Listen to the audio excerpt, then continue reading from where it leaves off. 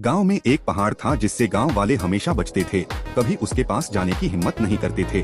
वे हमेशा एक बूढ़ी बकरी के बारे में बात करते थे जो सोने की हो गई थी और लोगों को खा जाती थी। पहले तो मुझे लगा कि सब लोग जानबूझकर ऐसा कहते हैं, क्योंकि मैं गांव में अकेला लड़का था और सब लोग मुझ पर बहुत प्यार करते थे। फिर एक दिन जब कोई ध्यान नहीं दे रहा था, मैं चुपके से जंगली अंगूर तोड़ने के लिए पहाड़ पर चढ़ गया। वापस आते समय एक बूढ़ी बकरी ने अचानक मेरा रास्ता रोक दिया। हे भगवान, यह भेड़ मेरे पापा से भी लंबी थी। उसकी आंखें कपड़े की चादर की तरह लाल थीं।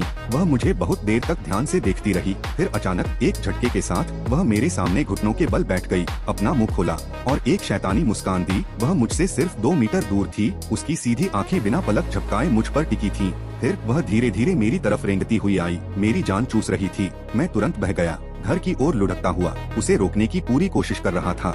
दौड़ रहा था और जोर जोर से मदद के लिए चिल्ला रहा था। मेरी माँ ने मेरा डरा हुआ चेहरा देखा और जल्दी से दौड़कर मेरे पास आई। तुम कहाँ थे? हवा से तुम्हारा चेहरा सिकुड़ गया है। एक भेड़ है। वह बकरी मुझे खाने वाली है। क्या तुम पहाड़ पर चढ़े थे? क्या वह बूढ़ी बकरी जमीन पर घुटने टेक रही है? हाँ, मैंने देखा था। एक बार जब वह बकरी घुटने टेकती है तो वह उस इंसान को खाने का पक्का इरादा कर लेती है। वह तब तक नहीं रुकेगी जब तक वह मर न जाए। पड़ोस के लिन परिवार के बेटे को गाँव के दरवाजे तक घसीटा गया और उस बूढ़ी बकरी ने खा लिया। मैं इतनी डर गया था कि मैं पत्ते की तरह कांप रहा था। मेरे चेहरे से आंसू बेकाबू होकर बह रहे थे। मैं क्या करूं माँ? मैं बहुत डरा हुआ हूँ। पापा बाहर लकड़ी जला रहे थे। उन्होंने शोर सुना और दौड़कर आए। माँ के पूरी कहानी बताने के बाद पापा का चेहरा तुरंत काला पड़ गया। उन्होंने मुझे मारने के लिए हाथ उठाया, लेकिन फिर धीरे से नीचे कर लिया। छोटे बांस को अच्छे से छिपा दो और खुद भी छिप जाओ। मैं कुछ गांव वालों को मदद के लिए ढूंढूंगा। मुझे नहीं लगता कि वह बूढ़ी बकरी इतनी ताकतवर हो सकती है। जैसे ही अंधेरा हुआ, पापा ने एक टॉर्च और एक बड़ा चाकू पकड़ा और जल्दी से बाहर निकल गए।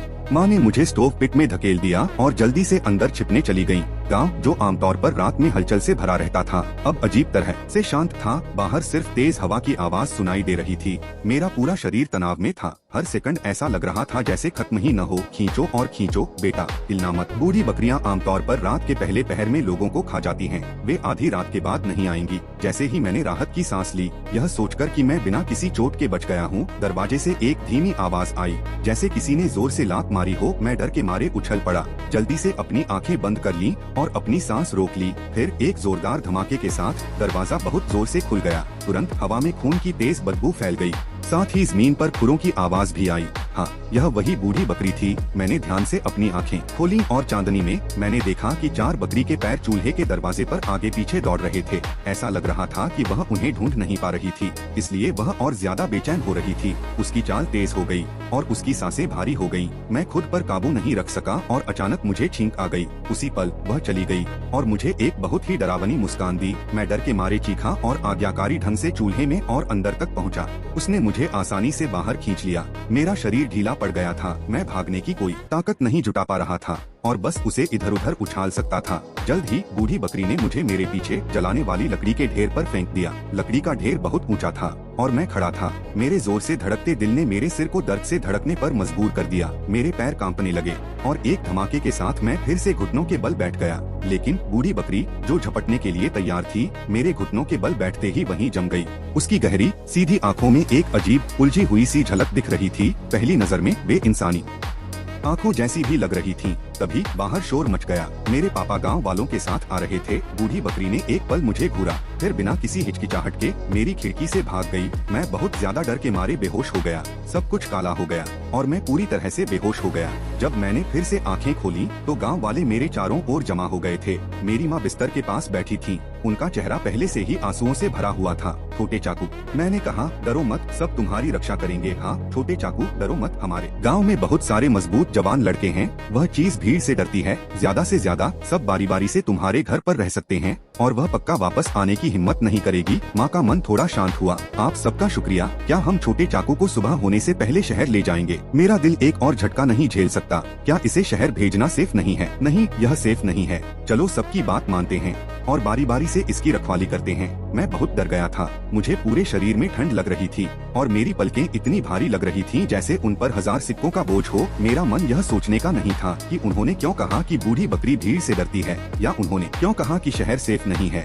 गांव वाले धीरे धीरे चले गए और घर शांत हो गया। फिर मैंने जमीन पर एक नोट देखा, मैंने उसे उठाया और पढ़ा। उसमें लिखा था, सिर्फ शहर जाकर ही कई बड़े जिंदा रह सकते हैं। मेरा दिल बैठ गया। लिखावट इतनी गहरी थी, ऐसा नहीं लग रहा था कि गांव के बड़े बड़े चाचा और बड़े बूढ़े इसे लिख सकते हैं। मैंने चुपके से नोट अपनी जेब में रख लिया। मेरी माँ ने आवाज सुनी, आंखें खोली और चिंता से मेरी तरफ देखा। माँ, मुझे बहुत डर लग रहा है, मुझे शहर जाना है, यहाँ बहुत खतरा है, क्या मैं मर जाऊंगा? बेवकूफ बच्चे, तुम मेरे प्यारे हो, मैं तुम्हें कभी कुछ नहीं होने दूंगी। मैं कुछ नहीं बोला, बस सिसकती और रोता रहा। आखिर में मैं अपने आंसू नहीं रोक पाया और मुझे अपने पापा से बात करनी पड़ी। आखिरकार वे मान गए और मुझे शहर भेज दिया। उन्होंने मुझे गहराई से देखा। जैसे ही हम निकले, पहले साफ आसमान में अचानक घना कोहरा छा गया। मेरे पापा परिवार की गाड़ी को चौड़ी कच्ची सड़क पर ले जा रहे थे। मैंने हैरानी से इधर उधर देखा। तभी अचानक मेरे पीछे एक अजीब सी टाप की आवाज आई। मेरे सिर में तुरंत झुनझुनी हुई। मैं उस आवाज को अच्छी तरह पहचान गया था। यह कल रात वाली वही बूढ़ी बकरी की थी। पापा,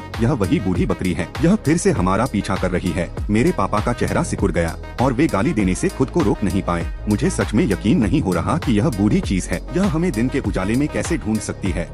यह कहने के बाद उन्होंने चाबुक मारा और गाड़ी तेजी से आगे बढ़ गई। मुझे यह देखकर बहुत डर लगा। मैंने देखा कि बूढ़ी बकरी इंसान की तरह अपने पिछले पैरों पर खड़ी हो गई और तेजी से आगे बढ़ी। उसके खुरों से भारी सरसराहट की आवाज आ रही थी। लेकिन अगले ही पल गाड़ी खींच रहा बूढ़ा बैल अचानक रुक गया। उसका शरीर अकड़ गया, कोई हलचल नहीं हुई। मेरे पापा भी जमे हुए लग रहे थे। उनका शरीर अकड़ा हुआ था, उनके होंठ बेकाबू होकर कांप रहे थे। तब मुझे एहसास हुआ कि बूढ़ी बकरी जो मेरे पीछे थी, किसी तरह आगे आ गई थी। मैं इतना डर गया था कि मैं लगभग गीला हो गया था, वहीं जम गया था, हिलने से भी डर रहा था। हालांकि मेरे पापा मुझसे कहीं ज्यादा शांत थे।